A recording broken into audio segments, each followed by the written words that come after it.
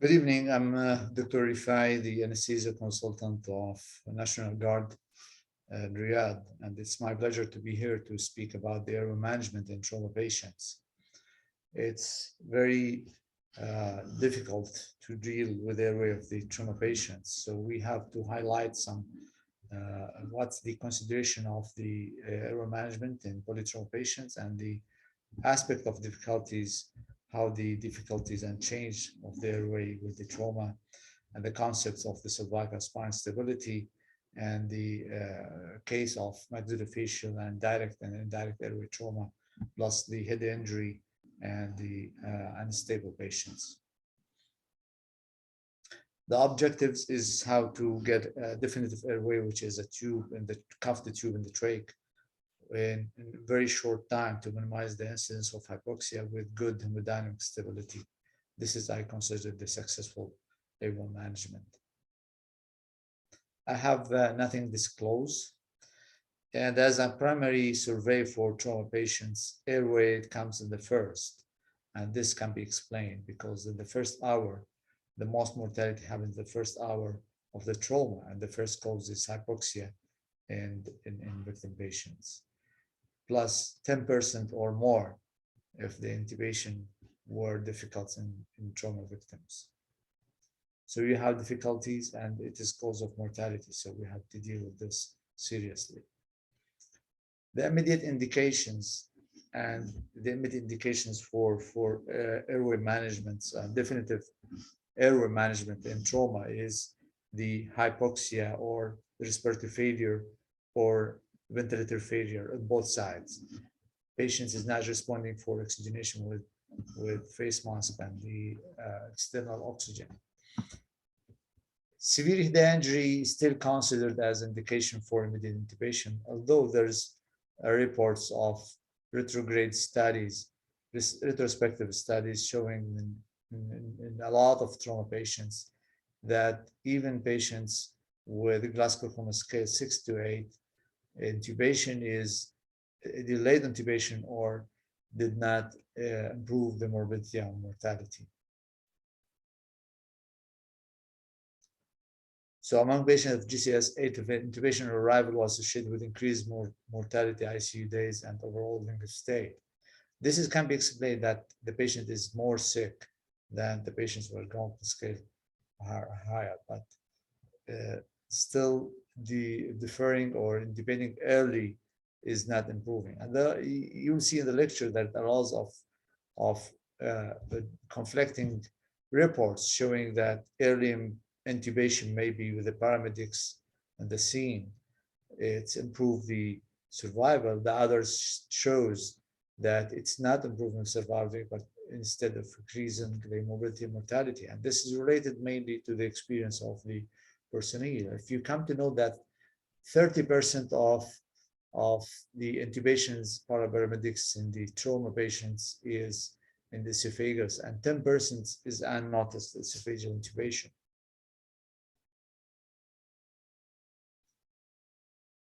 Urgent intubation is when you have blood or gastric content in the mouth, and you have obstruction airway, you have thoracic injuries, or you have unstable patient with hemorrhagic shock, or even burn patients with smoke inhalation. Now, what makes the airway management in trauma more challenging more than any other patients? First of all, the pressure of time, the urgency of the intubation. You have difficult airway and you are pressured to do intubation with a patient who is unstable and most of the time uncooperative, not fully conscious, full stomach, maybe vomiting with a lot of blood and vomits in his mouth. Probably he has neck fracture or neck dislocation and neck injury, which makes the things more difficult. And the patient has trauma head or head trauma with a brain injury, which makes the desanting, and any desanting is harmful to the brain and increase the morbidity and mortality, and inability to have proper assistant or proper place to do the intubation. So how do you know if the airway, first of all, in evaluating the patient of trauma, how do you know that the airway is patent or not? Simply, if the patient is awake, we can just ask the patient about his name and see if he can speak. If he can speak, that's mean at the meantime, for the time being, the patient has neurologically and patency of their way are adequate. Look from outside for the conscious level, for the respiratory efforts, for the type of breathing, for the dentations, distortion of the face and the edema, for any change in the airway and the face externally. Look at the monitor, see if the patient is hypoxic or if there is capnograph, see if there is any CO2 or if the CO2 is low, which is after intubation, if the CO2 is low, we have very poor prognosis. And listen to the breathing sounds. See if there is phonation, snoring, stridor, wheezes, any signs of airway obstruction. I remember in agitated patients, hypoxia can be a cause of agitation patients, and hypercapnia can be a cause of tended patients. First of all, supply oxygen with conventional means like the rebreathing mask, high flow, non-rebreathing mask, high flow, or high flow in nasal cannula, and try to support airway with the airways, open the airway, support the neck, support the airway with only jaw thrust, then to try to have head tilt and chair left in patients who's maybe having cervical spine injury. Use the airways if possible, use the proper size. Be careful with the nasal airway in patients with maxillofacial fractures or trauma, or if the patients have any bruises reflecting the skull-based trauma. So as a definition, airway management, definitive airway is a catheter tube in the trach. Could be endotracheal tube, could be tracheostomy, could be a tube in cricothyroidotomy. Now remember, trained patient is high percentage have difficult airway. You are not prepared. You are not in a proper place like the OR to have to deal with the patient. Patient is not cooperative. Patient may be unconscious, agitated, hypoxic, and maybe hypotensive with shock, and you are in the pressure of time. So you have to have successful airway management. You have to achieve the rule of 90s, that 90% first pass successful intubation, saturation more than 90, blood pressure more than 90, and intubation and airway, definitive airway management within time less than 90 seconds. Don't hesitate to call for help, and you have to consider calling for help is patient focused measure, not a sign of intubator or provider weakness. And consider the rapid sequence versus awake intubation according to the urgency of the intubation and the cervical spine and the conscious level of the patients. Rapid sequence intubation is still the first or the most common measures of intubating or having definitive airway in trauma patient because of the conscious level and the cooperation, and because of the shock the patient is in, plus the risk of aspiration and vomiting and bleeding in the airways. I don't want to go in details in the rapid sequence intubations, how to prepare, how to provide oxygen is all you can, you know better than me. And the East recommends as medications as SOX as the first choice, and still is used very common SOX as muscle relaxant agents with after pre-oxygenation. The induction agent still controversial. And in North America, they are using it immediately very frequent because of the hemodynamic stability of this agent. Ketamine is used in unstable patients with hypotensive patients.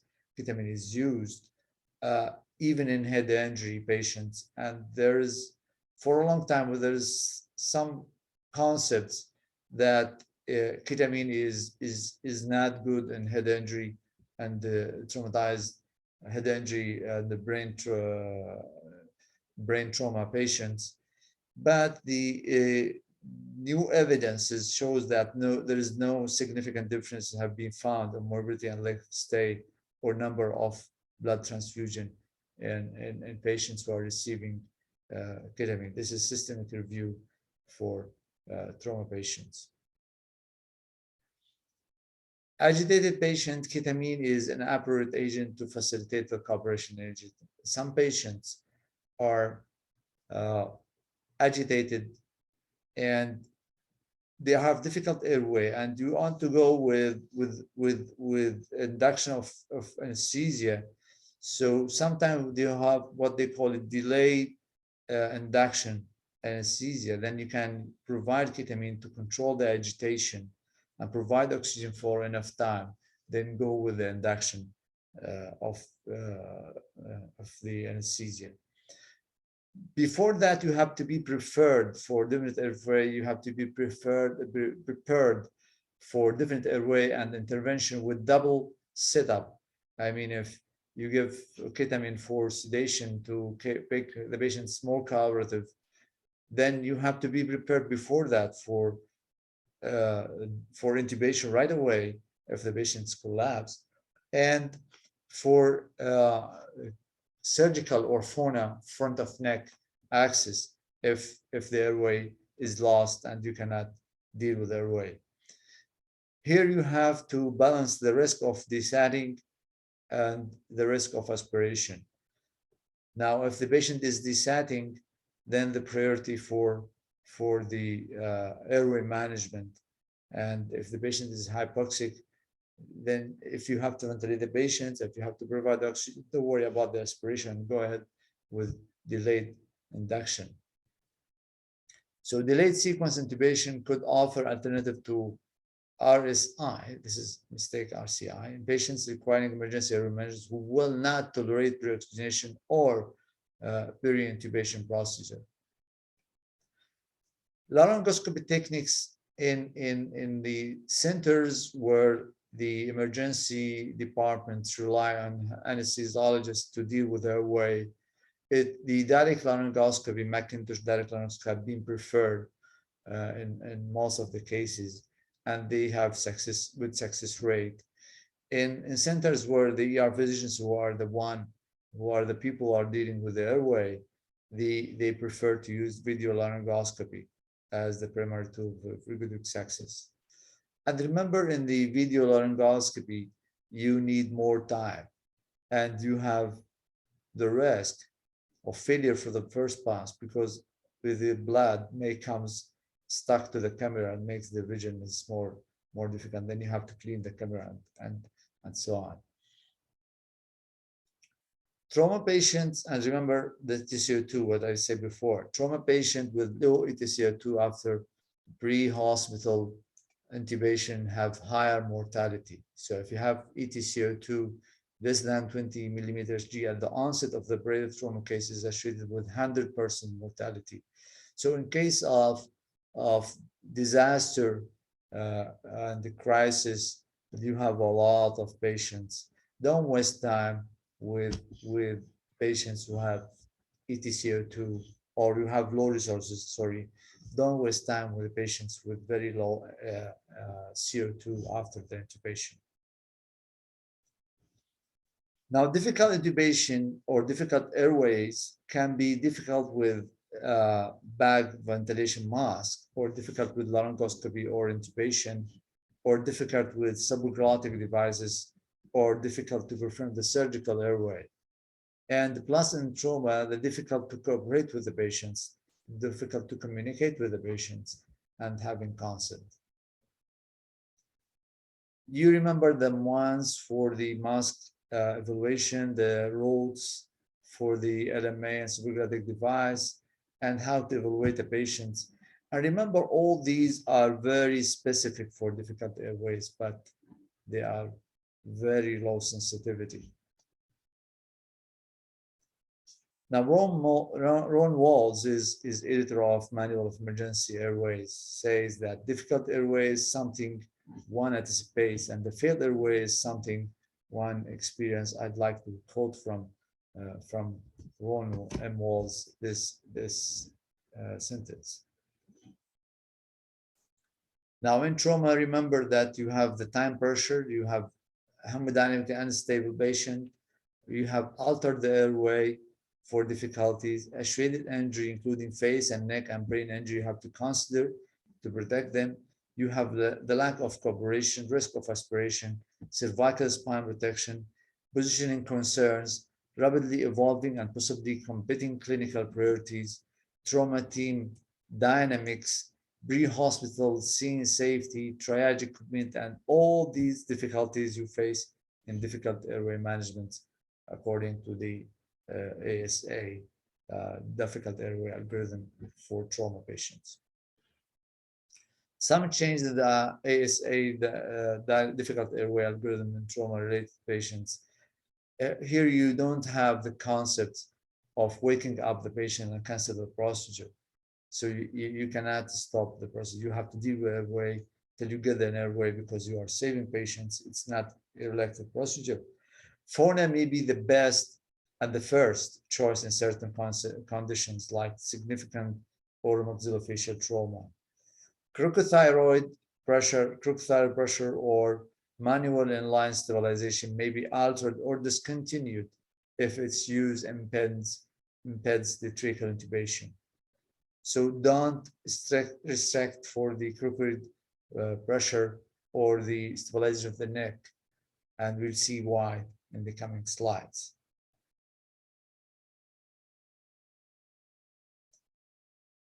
Now, difficulties with mask bagging, you may have mandible fracture, you may have facial injury with swelling disruption, you may have facial injury with full stomach and vomits and bleeding. And this makes the mask bagging is more difficult. So early use of supraglottic device if possible, use the salad approach, we talk about it, or go for front of neck access. Now, salad is suction-assisted laryngoscopy airway decontamination for patients who are vomiting or bleeding in the mouth. Use rigid large bore suction, Yanker, first, then follow down with the blade of the laryngoscope, just stick to the tongue and advance the suction and advance the blade following it to the upper esophagus, which then when you have the position, remove the anchor and put it the other side, and then deal with the airway. Tilt your blade or rotate it 30 degrees to have space to insert your tube. Difficult laryngoscopy may be because of the neck collar or improper MELS or trismus of the pain of the muscles, and maybe inability to position the patient properly, maybe inability in maybe full stomach and full of mouth of the secretions and the gastric juice, and maybe disrupted airway or trauma to the airway itself. Difficult supraglottic device, maybe because of blood and the vomits in the mouth or penetrating trauma to the neck or facial injury and full stomach. So salad or fauna and direct visualization in the fiber optic may be a choice if the patient is cooperative. Now we have to consider all the time the double standard or double setup.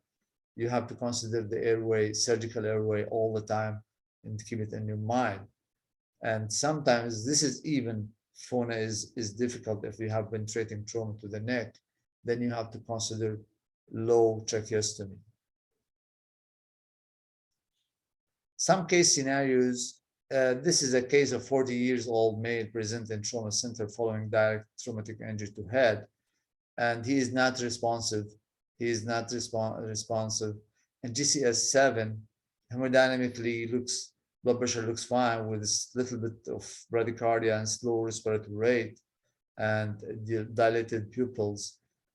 Airway management in traumatic brain injury usually performed for airway protection and to support the ventilation if the patient is going to be apneic. We have high incidence of peri-intubation desatting and hypocapnia and hypotension, which is increase the risk of brain injury and secondary brain injury. 1 in 3 patients that are going in ED rapid sequence intubation experience oxygen desatting for a median duration of 80 seconds. This increased the risk of secondary injury of the brain. So pre-intubation, make sure that you provide oxygen enough. You avoid hypotension. Start at the same time with the resuscitation of the patients. Avoid airway obstruction, support the airway, and pre-oxygenate with high flow on nasal cannula and high flow on non-rebreathing mask. Pre-treatment with dignopane, opioids, and devasocylating agents and fluids to treat the hypotension. During the patients, select the proper drugs. If the patient is stable, then etomidate or even propofol may be a choice. Try to keep ketamine away. Unless the patient is unstable, then you can use ketamine because the reports say that it's not confirmed the ketamine increase the risk of injury. And do gentle laryngoscopy, use lidocaine bolus to suppress the hypertension. This may come with the sympathetic stimulation, and ask for help as needed, and avoid hyperventilation, and avoid coughing and bugging, avoid tube biting, and avoid beep and high airway pressure, hyperventilation and hypoventilation, have adequate sedation, and maintain good blood pressure, even if you have to use vasopressor. And last, you have to avoid any compression of the jugular veins, which may increase the intracranial pressure. This is another case of a 22-year-old college student sustained a fall off his bike while driving at high speed. He is conscious, oriented, heart rate is 48, blood pressure a little bit low, respiratory is 28, and he sustained upper fracture long bones of the upper limb and right breast. He appeared to have passed urine unknowingly and unintentionally, and he is unable to move his legs with or upper excitation below his neck. So he sustained dislocation of his neck with probable compression of the spine. The incidence of cervical spine injury is 2% of the trauma admissions, and this increased gradually or significantly with any reduction or deterioration of the Glasgow Coma Scale.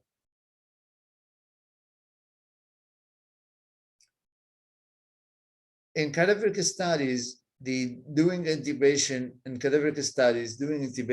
with direct laryngoscopy or video laryngoscopy in cadavers with unstable spine shows that the movements of the spine was not significantly exceeding the physiologic values observed with intact spine. And in the secondary neurological deterioration in reported to cervical spine injury, the secondary is as low as 0.03%. So it's very low. So sometimes if you are dealing with airway and you are hypoxic, you will find difficulties with airway with the presence of neck collar or manual line stabilization. So you can forget about all these things and deal with airway, because the incidence of the secondary injury is high and the priority for the oxygenation of the patients with definitive airway. Cervical spine injury best intubated with using bronchoscope, but it's still acceptable in case of the patient is not cooperative or unstable to have manual and line stabilization with intubation with direct laryngoscopy or video laryngoscopy. And remember, MELS worsen the view obtained with direct laryngoscopy in up to 50% of cases. So when you deal with airway, be prepared that you may not have Cormick Lehan view 1 or even 2. You have to accept the 3 and deal with that with 3 and put bougie, and don't strain yourselves to have this view 1. Just accept view 3 and use bougie to guide the tube. MELS may be altered or discontinued if its use impends tracheal intubation. The priority is for the intubation. The priority is for the oxygenation of the patient more than very low risk cervical secondary injury. The proper use is to ear-mouth approach. You cover the ear and keep your hand away of the mandible and keep the head is straight with the neck. So when you open the axilla, the mandible, it's not restricted. While in this view, you can see this maneuvers will hold the opening of the maxilla of the mandible. It shows, the studies shows that video laryngoscopy as a view were superior to direct laryngoscopy in embolized cervical spine. And this can be used even if the neck collar is still there. Even you can use hyperangulated laryngoscopes like a glidoscope. You can use it even with the presence of the neck collar. Tracheal intubation patients having their cervical spine embolized by semi-rigid collar and having their heads to the trolley is possible with the help of the glidoscope without clinical relevant injury. Now, when you have this view, Cormick Lehan 1 in direct laryngoscopy, it doesn't mean that it's easy intubation. Sometimes it's very difficult to insert the tube with this because you can see through the vocal cords the anterior wall. And when you put the tube, most likely it will hit the anterior wall. It makes the pushing the tube inside is more difficult. Probably if you pull your scope a little bit outside and having this view is better to insert the tube. This is a 38-year-old man sustained injury to his face and during a road traffic accident, and he has severe facial injury, depressed nose and maxilla. And I'm sorry for the topic here, traumatized airway. It's not traumatized airway, it's maxillofacial airway, maxillofacial trauma. And he is able to maintain his airway by sitting forward and breathing through his mouth. So the priority now is the airway. Don't force the patient to lay down and have restricted airway just to protect his cervical spine. Okay, so the priority now is the oxygenation of the patients and maintaining his airway. Do careful assessment of damage anatomy, recognizing the unique airway complication associated with the facial fracture. Both laryngoscopy and mask ventilation may be challenging, and double setup should be prepared for when rapid sequence intubation is the chosen approach. So we have to prepare yourself in case you want to induce the patient after you have non-revealing face mask or high flow nasal cannula. After pre-oxygenation, good pre-oxygenation, if you want to go with rapid sequence, prepare yourself for front of neck access. In patients who are cooperative and maintaining airway, no sign of obstruction, we can try awake approach if possible. You have to expect bleeding from the airway, from the nasopharynx, and the bleeding in the mouth, and vomiting as well. Allow patient to assume a position of comfort when safe to do so. So don't restrict or adhere to the rigid C-spine embolization and have airway obstruction. Maxillofacial trauma, Stable patients, that's mean you have time scenario. If he is cooperative, consider awake intubation with fiber optic or video scope. If he is not cooperative, try to have facilitate cooperation with ketamine, 1 to 1.5 milligram. And then if he is cooperative, go with the fiber optic. If not, if the patient is unstable, then go with rapid sequence with double sit up prepared for surgical airway.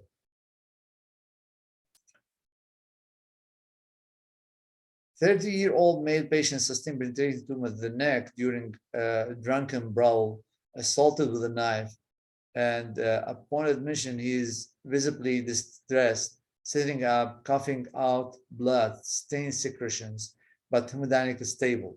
So having blood, and he has a naked trauma, having blood coming from the mouth, that there is penetrating to the trauma, penetrating cut to the mucosa of the airways, and having blood outside.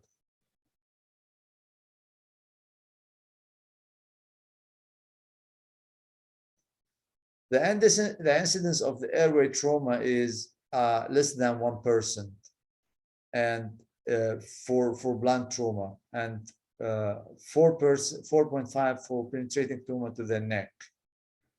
Decompensation, maybe we have to expect decompensation rapidly with catastrophic consequences, rapidly airway compromised, rapidly patient develop pneumothorax and surgical emphysema with airway compromise.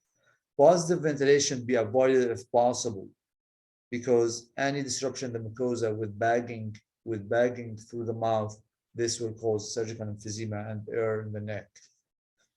Awake approach will be the best. Awake approach if the patient is cooperative or facilitated cooperation with ketamine, then go for awake fiber optic approach. If not, then rapid sequence, and try to use video scope with the aid of the fiber optic, and double set up with FONA for access of the airway below the from the cricothyroid membrane, or even tracheostomy. ET tube placement should ideally be performed with visualization of the airway using flexible intubating endoscope.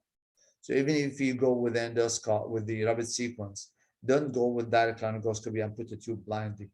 Try to go with the fiber optic scope through the tube and see where it goes, and secure the airway with the fiber optic.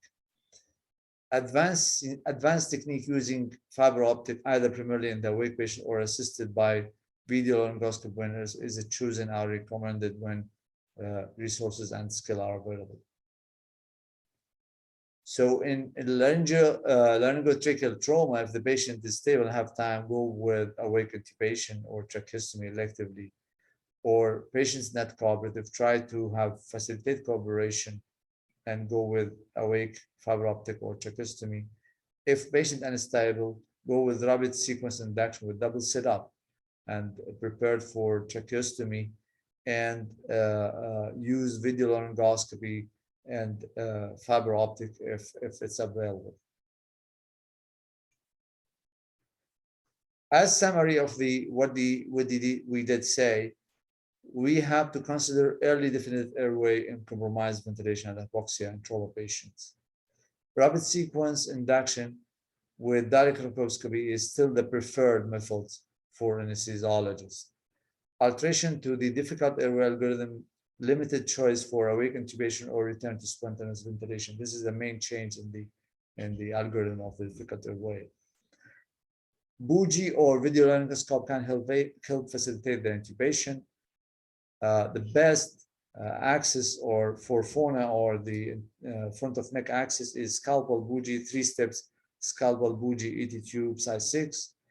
Mills or manual inline stabilization should be applied during the laryngoscopy, especially with any polytrauma with assumption of the cervical spinal injury. Cricoid pressure and Mills may be altered or discontinued if its use impends tracheal intubation. Hemodynamic collapse can occur after induction, and you have to prepare yourself for resuscitation process with the process of the airway management. We are in an era now with the crisis of COVID worldwide, so you have to protect yourselves, uh, prepare yourself with PPE when you are dealing with the airway of any trauma patients. And remember, successful intubation should be from the first pass as much as possible, because the second pass have increased the morbidity and mortality. And with frame of time of less than 90, and remember the rule of 90s, 90 millimeter HG, 90 seconds, less than 90 seconds, and 90% pass and 90% separation. With this slide, I come to the end of my presentation. Thank you for your attention.